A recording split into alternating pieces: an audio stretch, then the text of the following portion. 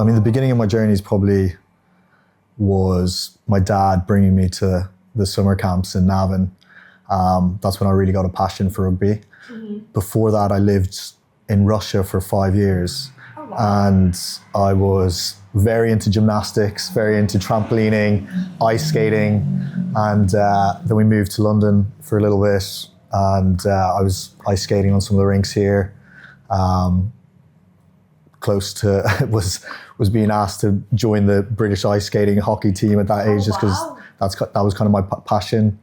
And then when I came over to Ireland, I didn't really have any interest in rugby at the start. But I think my dad's and my mum's passion really kind of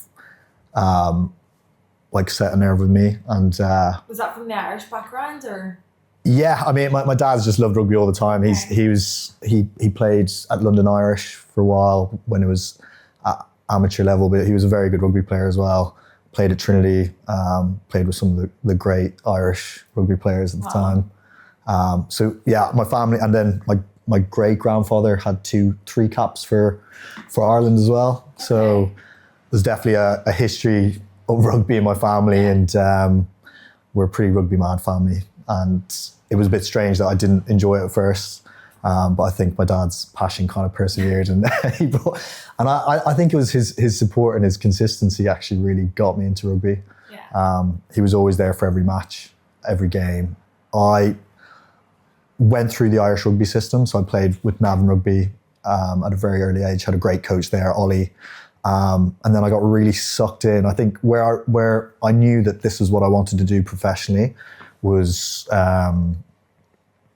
when I was playing in the Irish school system in Clongowes. Okay. And it's a different beast. Like Irish rugby, the passion in the boys is just crazy. I mean, you come into the school at 13 years old and you're looking at the guys in 6th year who've just played a senior cup game, and like they're just absolute heroes, these massive guys. Like I think it was Dave Carney, Trevor Keneally, when I was there.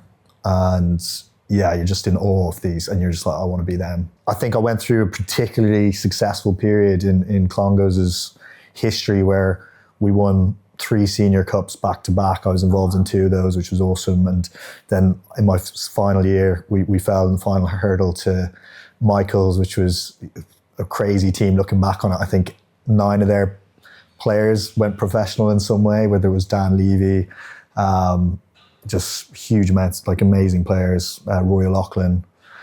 But yeah, I think that passion kind of really got to me, and I was just like, this is what I want to do. This is, that love of the game. Navan, Clongowes, played for Clontarf as well in Ireland. And then I was in the Leinster school system. Then I got contracted by Edinburgh in Scotland. And then I played sevens for Scotland as well. So that was, my rugby career was kind of Edinburgh, Glasgow and Scotland sevens.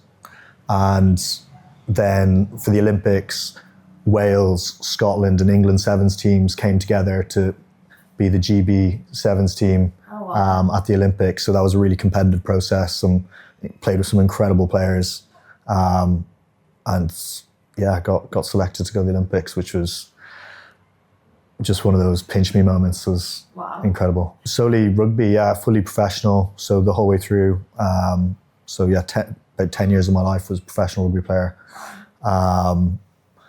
And yeah, it was amazing. I mean, I kind of say it to myself quite a lot, is when I was 12, that's when I kind of said, I was like, I want to be a professional rugby player. And that was always my dream, always my purpose. And honestly, it meant absolutely everything. It was just insane. I still can remember that phone call back to my family. Yeah, it was amazing. But to answer your question, it wouldn't have been the thing I wanted to do at the time. That wasn't kind of what I thought was the route, because it only was part of the Olympics, I think in 2016 in Rio. That's when it first joined. So it wasn't kind of a usual route to get to the Olympics. And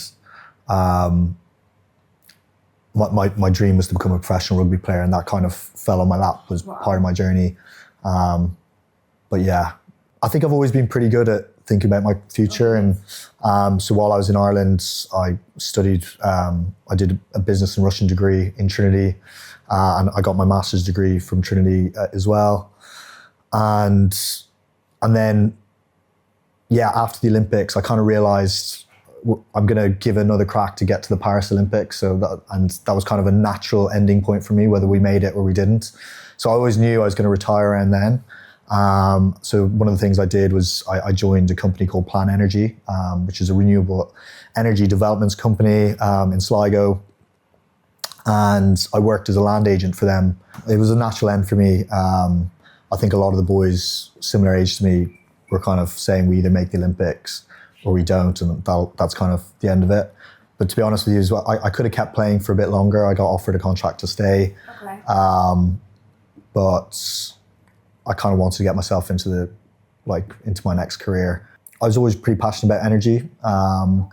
And it was also one of the jobs that kind of didn't fall on my lap, but I'd applied to like companies around me in Donegal. And one of them was Plan Energy Developments, which was a consultancy company. I worked as a land agent for them, driving around Wales, England, Ireland, looking for landowners, looking for land. And it was like a sales role. Okay. And then we'd then package up that land, and I'd then pitch it to your Scottish Powers, your Renewcos, so big organizations, which was really fun. I loved it. You're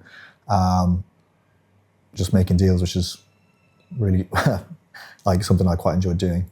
I definitely struggle with the transition, actually, because I always say, I mean, the best result would have been just to take all those guys from the rugby team and just chuck them into a company. And I think that's what I miss most, is kind of coming in every day, seeing your mates, the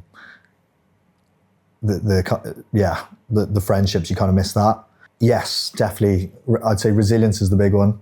And I think your interpersonal skills as well, when you go into the office, just simple things like your relationships, building relationships, saying hello to people. Yeah. I mean, you think it's really obvious, but you'd be surprised how many people don't have those skills. Mm-hmm.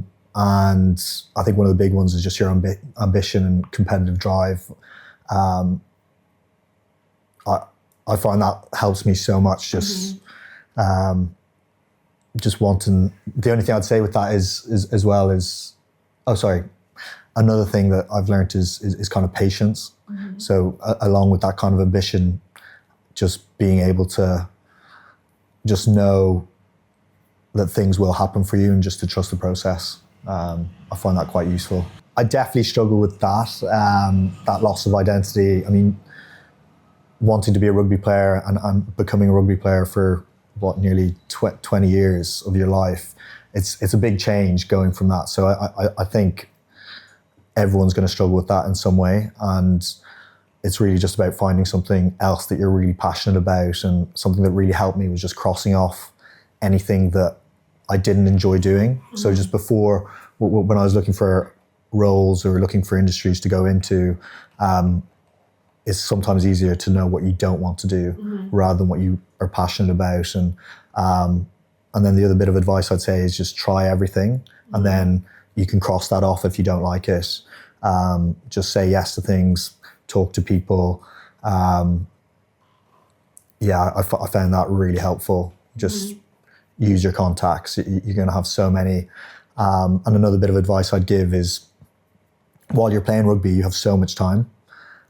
So just, I know it's so cliche, but just like have a look at courses, go into internships, like work for companies for free. Mm-hmm. Just make those contacts. Like you'd be surprised how much people will value those interactions. I mean, that's part of what I did at the start was, I just said I wanted to work here and got given that opportunity. And then I was then working for them for 3 years. So it's definitely valuable to do that. Yeah, I think doing all those things, just preparing yourself, the study, the using your contacts. But I think one of the big things that was probably more a personal thing was when I finished, I mean, we're all incredibly ambitious, competitive. You're at the top of your game. You're the best at what you do, and then suddenly you're going into an environment where you're no longer that.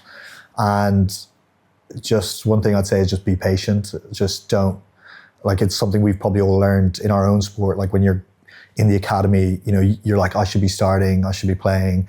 Leave your ego at the door. Exactly, yeah. And you'd be surprised, just building those relationships, going slow, and just being aware of that kind of situation, and being aware of that ambition and that competitiveness. Don't let it kind of, just build slowly, basically, is the advice, I think.